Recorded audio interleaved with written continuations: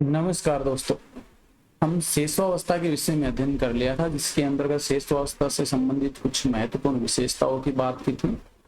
उसके अलावा शेषावस्था में होने वाले विकास, चाहे वो शारीरिक विकास हो, सामाजिक विकास हो, संवेगात्मक विकास हो, इन सभी के बारे में हमने अध्ययन कर लिया था। शेषावस्था में ही नैतिक विकास के बारे में हमने नहीं पढ़ा था, तो उस समय मैंने बताया भी था उसी क्लास में कि नैतिक विकास के अंतर्गत एक सिद्धांत आता है, जो नैतिक विकास का सिद्धांत या लोरेंस कोहलबर्ग का सिद्धांत। उस कोहलबर्ग के सिद्धांत को हम इस लेक्चर के अंतर्गत कंप्लीट करेंगे भाई, और इससे आपकी शेषावस्था भी कंप्लीट हो जाएगी, क्योंकि बहुत ज्यादा महत्वपूर्ण है ये और इससे क्वेश्चन पूछे जाते हैं। ये जो क्लासेज हैं ये आप सभी को पता है, जितने भी टीचर्स के एग्जाम है, चाहे वो सीटेट का हो, रीट का हो, आरपीसी फर्स्ट ग्रेड का हो, सेकंड ग्रेड का हो, इन सभी एग्जाम की दृष्टि से बहुत ही ज्यादा महत्वपूर्ण है। तो शेषावस्था के अंतर्गत नैतिक आचरण का अभाव होता है। भाई आप सभी को पता है, शेषावस्था में छोटा बच्चा होता है तो उसमें नैतिक आचरण थोड़ी आते हैं, उसको नहीं पता होता ये काम करना अच्छा होता है या ये काम करना बुरा होता है, कुछ भी अच्छे बुरे के बारे में उसे नहीं पता होता है। तो शेषावस्था में हम शून्य मान सकते हैं, उसको नैतिक आचरण का अभाव होता है। लेकिन कई बार जब उत्तर शेषावस्था आती है, जब 6 वर्ष आती है, 5 से 6 वर्ष के आसपास, तो उस समय या तो उसको डरा धमका करके या फिर उसे आज्ञा पालन के भय करवा करके शिशु को कभी कभी नैतिक आचरणों की दिशा में कार्य करवाया जा सकता है। जैसे एग्जाम्पल के लिए छोटे बच्चे को कहते हैं भाई बेटा ऐसा काम करेगा तो उसको हाउ खा जाएगा या किसी शेर खा जाएगा, ऐसे कुछ डरावने हम बताते हैं। या फिर हम कहते हैं कि बच्चा ऐसे करेगा तो उसको आपको हम पीटेंगे, आपको मारेंगे, ऐसे दंड या आज्ञा पालन का भय करवा करके हम शिशु को नैतिक आचरण करवा सकते हैं। तो इसमें एक सबसे ज्यादा महत्वपूर्ण जो है वो ये सिद्धांत है भाई, यहाँ से क्वेश्चन पूछा जाता है और कई बार पूछा भी गया है। आप पीछे के पेपर से उठा के देख लेना, इस टॉपिक से बहुत क्वेश्चन आते हैं भाई।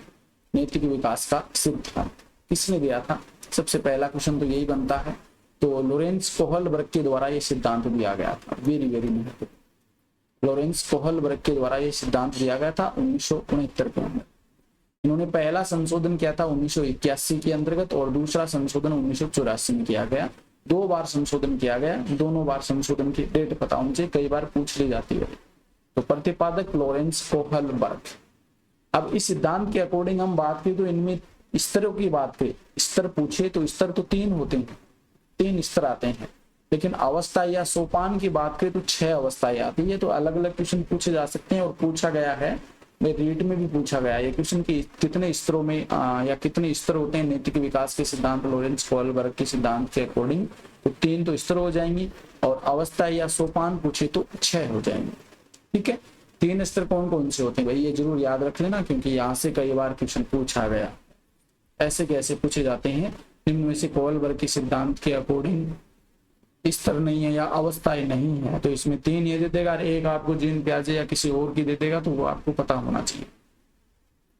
पहली अवस्था है प्री कन्वेंशनल या पूर्व परंपरागत या प्राक रूढ़िवादी अवस्था। कौन सा भी नाम मिल सकता है, अंग्रेजी में प्री कन्वेंशनल कह देते हैं, कन्वेंशनल, प्री कन्वेंशनल, और हिंदी में पूर्व परंपरागत या प्राक रूढ़िवादी अवस्था कह देते हैं इसको। और ये 3 वर्ष से 9 वर्ष तक की मानी गई, 3 वर्ष से 9 वर्ष तक इसकी आयु होती है। सेकंड देखिए यहाँ पर कन्वेंशनल, परंपरागत या रूढ़िवादी अवस्था 9 से 15 वर्ष। और पोस्ट कन्वेंशनल, थर्ड नंबर पे हम पोस्ट कन्वेंशनल, पस्ट परंपरागत या पश्च रूढ़िवादी या उत्तर परंपरागत भी कह देते हैं इसको। और ये आपकी 15 वर्ष से अधिक आयु तक ये अवस्था रहती है। देखिए इसको याद कैसे करें, सीधा का सीधा मतलब पहले वाला याद रख लेना, कन्वेंशनल याद कर लो, कन्वेंशनल। ठीक है, कन्वेंशनल याद कर लो। आप सभी को पता है पहले होने वाली अवस्था उसके लिए हम प्री लगाते हैं, तो कन्वेंशनल से जो पहले आती है उसको प्री लगा करके आगे ऐसा कैसा लिख दो, प्री कन्वेंशनल। और बाद में जो अवस्था आती है उसको हम पश्च कहते हैं या उत्तर कह देते हैं या पोस्ट कह देते हैं, तो इसके बाद में हम इसको पोस्ट लगा करके ऐसा का ऐसा आगे लिख देंगे। हिंदी वाला याद रह जाएगा। देखिए प्री का मतलब पूर्व है, परंपरागत या प्राक रूढ़िवादी, और पोस्ट का मतलब पश्च परंपरागत या पश्च रूढ़िवादी अवस्था। तो ये 3 स्तर होते हैं भाई जो आपको याद रखने। अब एक एक करके तीनों के बारे में हम यहाँ पर समझने का प्रयास करते हैं। देखिए पहली अवस्था आती है प्री कन्वेंशनल, पूर्व परंपरागत या प्राक रूढ़िवादी अवस्था।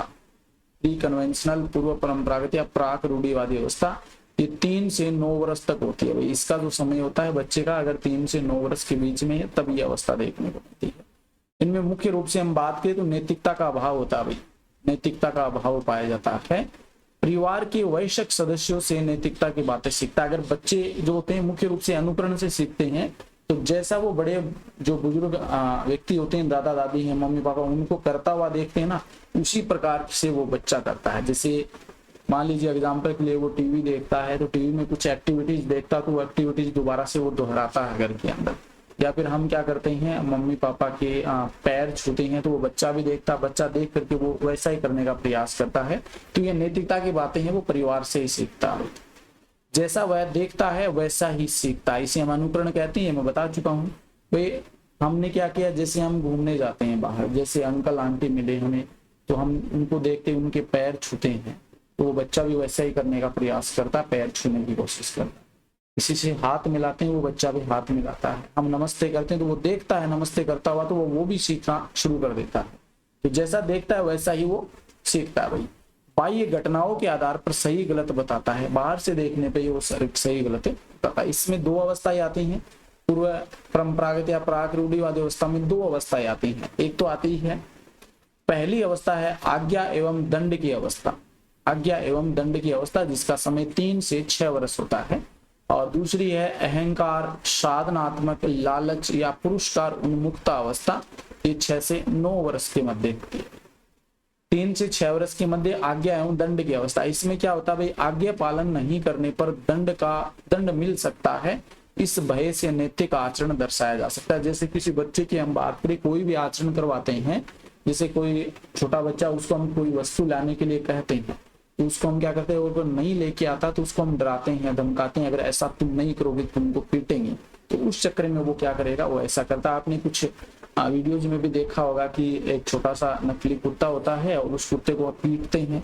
वो खाना खिलाते हैं तो खाना नहीं खाता तो उसको पीटते हैं, और पीटने के बाद में वो खाना वो ऐसे ही मतलब नाटक करते हैं ऐसे ही, तो वो खाना खिलाने लग जाते हैं, तो बच्चा उसको देख करके खाना शुरू कर देता है। कहने का मतलब आज्ञा पालन का भय हो या फिर दंड देने का भय हो, उसके वजह से वो नैतिक आचरण दर्शाता है भाई। फर्स्ट अवस्था हो जाएगी। सेकंड अवस्था में देखिए अहंकार, साधनात्मक, लालच, पुरस्कार उन्मुक्ता अवस्था, ये 6 से 9 वर्ष के मध्य होती है। और इसमें क्या करता है बालक, कोई भी बालक जो होता है ऐसे टॉफी देकर के कुछ हम क्या करते हैं, नैतिक कार्य करवा सकते हैं। खाने की कोई वस्तु देकर करवा सकते हैं, कोई ऐसी वस्तु उसको ला करके दे सकते हैं, वही खिलौने ला के देंगे, आपको ऐसा काम करना है। जैसे 6 से 9 वर्ष के बीच का जो बालक होता है स्कूल में जाना शुरू कर देता है, तो उसको कहते हैं बेटा आप इतने नंबर लेके आएंगे तो आपको हम ये ला के देंगे। तो उसी प्रकार से इनको क्या करते हैं, पुरस्कार या लालच देकर के क्या करते हैं, नैतिक आचरण वो करवाते हैं या नैतिक आचरण दर्शाते हैं। तो पहली जो अवस्था आती है उसमें पहली जो स्तर होता है उसमें 2 अवस्थाएं देखने को मिलती है, आज्ञा एवं दंड की अवस्था, दूसरी अहंकार, साधनात्मक, लालच, पुरस्कार उन्मुक्ता की अवस्था। ठीक है। अब दूसरा जो स्तर आता है वो है परंपरागत, कन्वेंशनल या रूढ़िवादी अवस्था। परंपरागत, कन्वेंशनल या रूढ़िवादी अवस्था। और ये आप देख सकते हैं भाई, बाल्य अवस्था शुरू हो जाती है, यहाँ पर बाल्य अवस्था शुरू हो जाती है सामान्यतः। ठीक है ना। तो 9 से 15 वर्ष इसका टाइम पीरियड होता है। 9 से 15 वर्ष, 15 वर्ष है तो मतलब अंतिम समय जो होगा इस अवस्था का वो किशोरावस्था, पूर्व किशोरावस्था भी होती है भाई, पूर्व किशोरावस्था। ऐसे अगर कोरिलेट करके पढ़ेंगे ना तो पूर्व किशोरावस्था मतलब किशोरावस्था के कुछ लक्षण मिलेंगे, बाल्यावस्था चल रही है तो बाल्यावस्था के कुछ लक्षण मिलेंगे। तो ऐसा थोड़ा सा कोरिलेट करके पढ़ा करो जिससे कि अच्छे से याद हो जाए।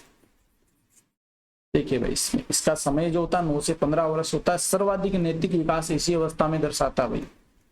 सर्वाधिक नैतिक विकास जो होता है वो इसी अवस्था में दर्शाता है। नैतिक मूल्यों के आधार पर नैतिकता का विकास होता है। इसमें नैतिक मूल्य के आधार पर आपने देखिए बाल्य अवस्था में क्या होता है, बच्चा जो होता है वो बड़े बड़े कार्य करना शुरू कर देता है। जैसे हमारे घर में जैसे बड़े बुजुर्ग जैसे कार्य करते हैं ना, उसी प्रकार के वो कार्य करना शुरू कर देता है। अगर किसी बच्चे कोई अच्छा कार्य कर रहा, हम कहते हैं वेल डन बच्चा, आपने अच्छा कार्य किया, तो उसको खुशी मिलती है और वो कार्य दोबारा से करने का वो प्रयास करता है। ठीक है ना। तो इसमें 2 अवस्थाएं आती है। 2 अवस्थाएं कौन सी होती है, देखिए पहली अवस्था है प्रशंसा की अवस्था, अच्छा बालक या अच्छी बालिका सुनने की अवस्था, प्रशंसा की अवस्था, अच्छा बालक या अच्छी बालिका सुनने की अवस्था। और दूसरी अवस्था है सामाजिक व्यवस्था के प्रति सम्मान की अवस्था। तो पहली अवस्था की बात कर लेते हैं भाई, प्रशंसा की अवस्था, अच्छा बालक या अच्छी बालिका सुनने की अवस्था। इसका समय 9 से 12 वर्ष होता है, 9 से 12 वर्ष, और इसको हम बाल्य अवस्था मान सकते हैं भाई, बाल्य अवस्था, ठीक है ना, 9 से 12 वर्ष होता है। तो इसमें बालक जो होता है ये समय की प्रशंसा के लिए नैतिक आचरण करता है। हम बालक को कहते हैं भाई तुमने इतने अच्छे नंबर लेके आए, आपने बहुत अच्छा कार्य किया, तो उससे वो अपने आप को चेंज कर लेता है। उसी प्रकार से घर पे हम कहते हैं खुद जैसे कोई ऐसा कार्य कर देता है नैतिक आचरण से संबंधित, और हम उसको पीठ थपथपाते हैं या वेल डन बोलते हैं या उसकी प्रशंसा करते हैं, तो वो उससे खुश होता है, खुश होकर के दोबारा से उस कार्य को दोहराने का प्रयास करता है।